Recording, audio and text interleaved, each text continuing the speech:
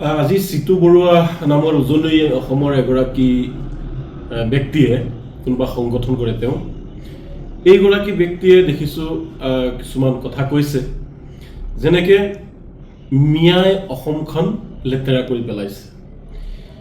মিয়াৰ চোলা খুলি চালে পিঠিত কটা তাৰৰ দাগ ওলাব। ইয়াৰ দ্বাৰা চিতু বৰুৱাই অসমৰ মিয়া মুছলমানসকলক কি ক'ব বিচাৰিছে? চিতু বৰুৱাই মিয়া মুছলমানসকলক অপমান কৰিছে এই কথাৰ দ্বাৰা। মই প্ৰথমেই কৈছোঁ যে চিতু বৰুৱা ডাঙৰীয়াই মিয়া মুছলমানসকলৰ ওচৰত ক্ষমা খুজিব লাগে, কাৰণ অসমত এজনো মিয়া মুছলমান বাংলাদেশী নাই। যদি অসমত মিয়া মুছলমান বাংলাদেশী আছে, চৰকাৰে কিয় খেদা নাই? অসমত বিজেপি চৰকাৰ, কেন্দ্ৰত বিজেপি চৰকাৰ, কিয় খেদা নাই? যদি বিদেশী অসমত আছে, মই ধৰি লৈছোঁ বেলেগ কোনো জাতিৰ বিদেশী অসমত নাই, অকল মিয়াই আছে।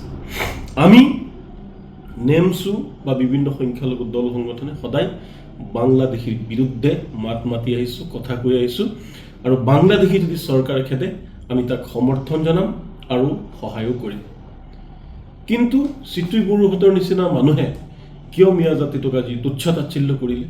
কিয় অপমান কৰিলে? কোনে অধিকাৰ দিলে চিতু বৰুৱাক মিয়া জাতিটোক এনেকুৱা ধৰণৰ কথা ক'বলৈ? এইবোৰ বহুত সৰু কথা নহয়, ইয়াৰ ডাঙৰ কথা কৈছে। কাৰণ কটা তাৰৰ দাগ মানে কি? অৰ্থাৎ বৰ্ডাৰ পাৰ হৈ আহিছে, কোনোবা এটা বৰ্ডাৰ পাৰ হৈ আহিছে, চুৰ কৰি আহিছে, লুকাই আহিছে, পিঠিত মানে তাৰৰ দাগ আছে। তো আৰু অসমখন লেতেৰা কৰি পেলাইছে। মিয়াই অসম লেতেৰা কৰা নাই। আপোনালোকৰ দৰে বহু ভদ্ৰ আৰু ডাঙৰ মানুহৰ অট্টালিকা মিয়াই সাজিছে। পেচা পায়খানা কৰা ঘৰসমূহ, বহু ঘৰ মিয়াই সাজিছে। আপোনালোকে খোৱা শাক পাচলি বহু মিয়াই উৎপন্ন কৰিছে। মিয়াৰ ল'ৰা ছোৱালী এতিয়া বিদ্যালয়, অসমীয়া মাধ্যমৰ বিদ্যালয়ত পঢ়িছে। আপোনালোকৰ দৰে কিছুমান বহু নেতাৰ ল'ৰা ছোৱালী এতিয়া ডাঙৰ ডাঙৰ ইংৰাজী মাধ্যমৰ বিদ্যালয়ত পঢ়ে। আপোনাক মই সংখ্যালঘু অঞ্চলত ভ্ৰমণ কৰিবলৈ অনুৰোধ জনাইছোঁ। আপুনি চৰ অঞ্চলত যাওক আৰু সংখ্যালঘু অধ্যুষিত অঞ্চলবিলাকত যাওক, গৈ দেখিব অকল অসমীয়া মাধ্যমৰ বিদ্যালয় গঢ় লৈ উঠিছে আৰু তাতে মিয়াৰ সতি সন্ততিয়ে লিখা পঢ়া কৰিছে। গতিকে এনেকুৱা ধৰণৰ কথা ক'ব নালাগে। যি কথাৰ দ্বাৰা কোনোবা এটা জাতি জনগোষ্ঠীৰ অপমান কৰা হয়, এনেকুৱা অপমানবোধ কথা ক'ব নালাগে। সদায় ভদ্ৰ ভাষাৰে ভদ্ৰ কথা ক'ব লাগে। আপোনালোকৰ দৰে নেতাই যিমানেই মিয়াৰ বিৰুদ্ধে অপপ্ৰচাৰ কৰিব, অভদ্ৰ কথা ক'ব, মিয়া কিন্তু সিমানেই ওপৰলৈ উঠি যাব, সিমানেই মিয়াৰ হাত মজবুত হ'ব। মিয়াৰ ল'ৰা ছোৱালী উচ্চ শিক্ষিত হ'ব, IPS হ'ব, APS হ'ব, IAS হ'ব, DCSP হ'ব। মিয়াৰ ল'ৰা ছোৱালী বৈজ্ঞানিক হ'ব।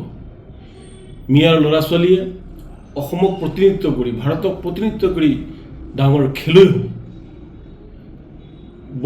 বহিৰাষ্ট্ৰত, বিদেশত, বিভিন্ন ডাঙৰ ডাঙৰ দেশত মিয়াৰ ল'ৰা ছোৱালীয়ে চাকৰি কৰিব। গতিকে এইবিলাক লাগি থাকি লাভ নাই। সমিল মিলেৰে কাম কৰিবলৈ শিকক। আপোনালোকৰ কথা জানো নহয়, কিছুদিন পূৰ্বে উজনিত আপোনালোকে মিয়াক উজনিৰ পৰা খেদি দিছিলে, অত্যাচাৰ কৰিছিলে মিয়াক। ইটা ভাটাৰ শ্ৰমিকসকলক আপোনালোকে খেদি দিছিলে। তাৰপিছত আমি দেখিবলৈ পাইছোঁ সংবাদ মাধ্যমৰ জৰিয়তে, সামাজিক মাধ্যমত, আপোনালোকে হেনো ইটা ভাটাৰ কিছুমান মালিকৰ সৈতে বহিছিলে। বহাৰ পাছত আপোনালোকৰ কি মিলামিলি হৈ গ'ল? সেই সন্দেহযুক্ত মিয়া শ্ৰমিকসকল অৱশেষত কি ওলাল? স্বদেশী। হাজাৰ হাজাৰ শ্ৰমিক এতিয়া তাতে কাম কৰি আছে। ভাল কৰিছে, আপোনালোকে কাম কৰিব দিছে। কিন্তু এনেকুৱা কাম কৰিব নালাগে, কথা ক'ব নালাগে যিয়ে মানুহক আঘাত হানে, যিয়ে অসমৰ অৰ্থনৈতিক অৱস্থাত প্ৰভাৱ পেলায়। কাৰণ মিয়া শ্ৰমিক যদি উজনিত নাযায়, শ্ৰমিকবোৰ বন্ধ হৈ গ'লে হয়, এই আপোনাৰ উদ্যোগবোৰ বন্ধ হৈ গ'লে হয়। উদ্যোগ বন্ধ হোৱাৰ লগে লগে সেই মালিকসকল কিমান কষ্টত পৰিব লাগিলে হয়। আৰু সেই ইটা ভাটাৰ সময়ত ইটা যদি উৎপন্ন নহ'লে হয়, মানুহ ঘৰ বনোৱা, চৰকাৰী কাম কাজ কৰাটো বহু অসুবিধাৰ সৃষ্টি হ'লে হয়। গতিকে মই পুনৰ কৈছোঁ যে চিতু বৰুৱাই मियाँ रुसत क्षमा खुजिब लगे।